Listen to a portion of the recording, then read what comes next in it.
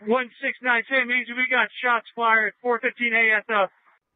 It could be attributed to that, but I knew what the echoes were and the repeat of the echo, and you could hear in that beginning just the overlapping the shots. And it wasn't long. It was like maybe 5 or 6 overlapping on another one. And so to me, that's what made me feel like there was more than one shooter. Hard to believe it, but it is a Friday, and this week has flown by for obvious reasons, trying to wrap our head around the Las Vegas massacre, all of the fake news, all of the politicization, all of the narratives that just don't add up. Welcome to the War Room. I'm your host, Owen Schroyer, warroom.show for all of our content.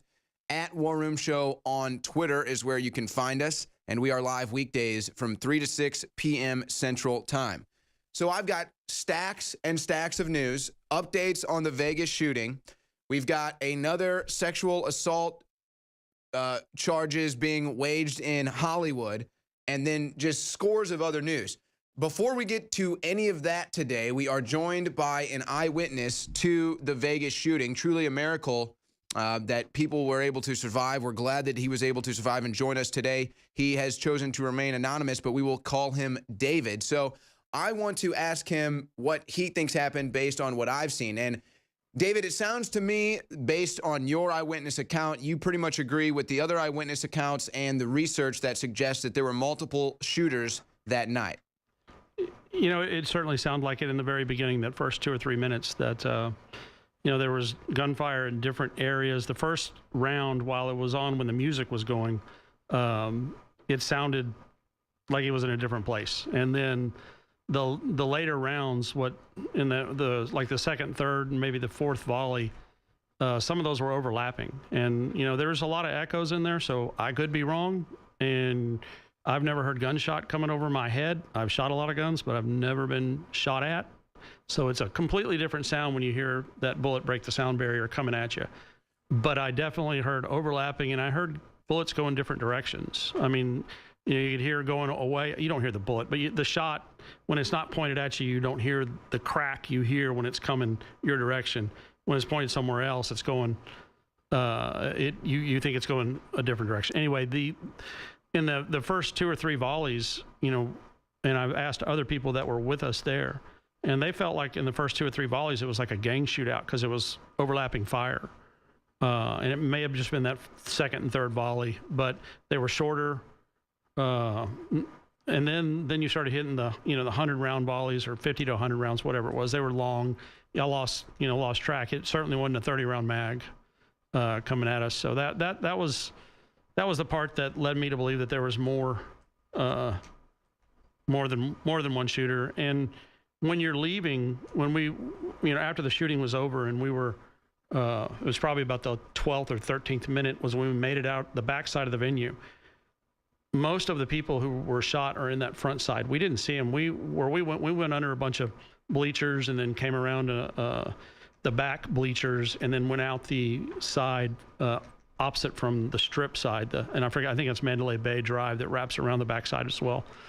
When we went out we're hearing people yell, "There's other shooters. There's a shooter on Luxor. There's a shooter on Tropicana." And, granted, it's bedlam and people are in shock. And as we were, everybody was, everybody except the former the active duty and the former military who obviously dealt with this. Those guys were doing a whole different reaction than the majority of people who were there. I mean, but you're hearing all of these people just, there's a shooter over there, a shooter over there. You don't know what to believe at that point once the main shooter stopped from Mandalay.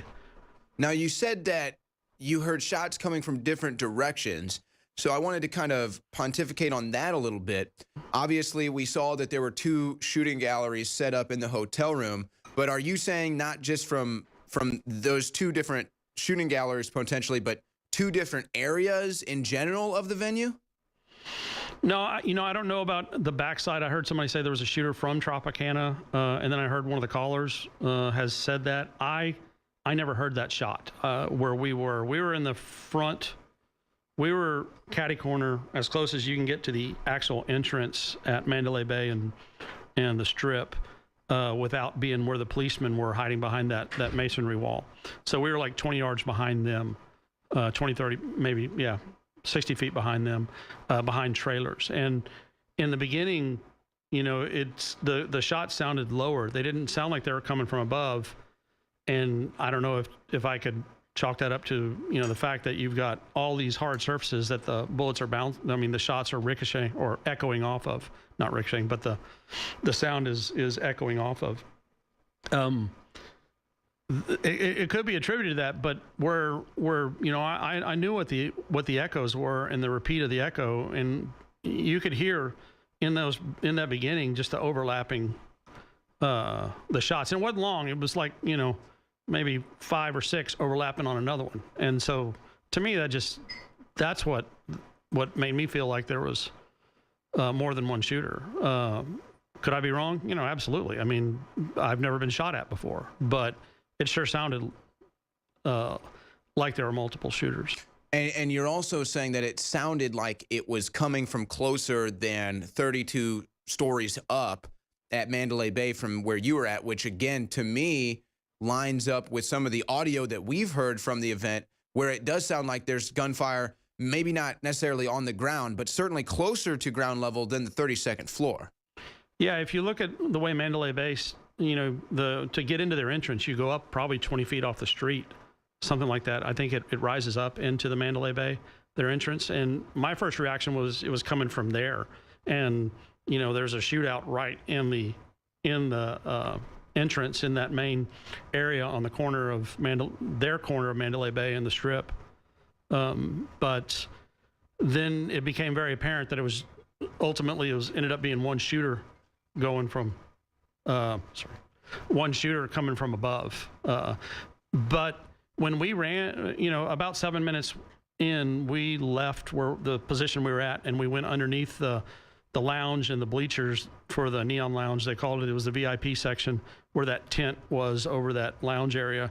We ran underneath there, and we kept moving because you're not sure if they're shooting in from street level or where exactly it was coming from. Even though that they were shooting out of that 32nd floor, I still think there's some shots. It still sounds like it's from a lower. Guys, pull that map up again real quick, because I want to ask our eyewitness one more time, or another question before we get him off. Now, you mentioned when you were on with Alex Jones that there was a clear concentrated area that looked like it took the brunt of the fire to start, because that's where you saw most of the bodies. Can you point to us exactly where that area is at? Yeah, that's a different layout, but the stage is probably basically where it is.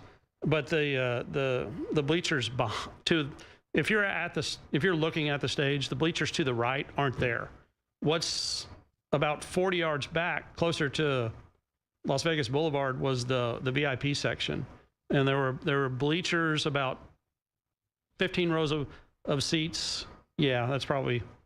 And then behind the bleachers there was a lounge area, and it probably went 70 yards down the Strip to where that circular round area, that half circle is, right on the Boulevard, Las Vegas Boulevard. So yeah, I mean, I brought one of the maps. I don't know. I think it's probably still in there. But you're saying between that area and that rounded area next to the 200 feet took the brunt of the fire, you think? Yeah. So what it looked like if you look at one of the shots where they blurred out the people, the victims that were laying down, that shot was from the middle of the arena, approximately right out in front of the main stage, looking back towards the VIP section, and where they blurred out the people. That shot was from looking basically from somewhere in front of the stage, kind of towards Luxor, to the right side of Luxor is where that shot was. That section in front of the stage, they had a catwalk, and then they had their equipment lines run, and they had barriers blocking people from crossing from right side of stage to the left side in the front of the stage. And that right side, looking at the stage between the VIP and that block where the sound guys were in the middle of about 50 yards out, probably took the brunt of all the shots that I saw from that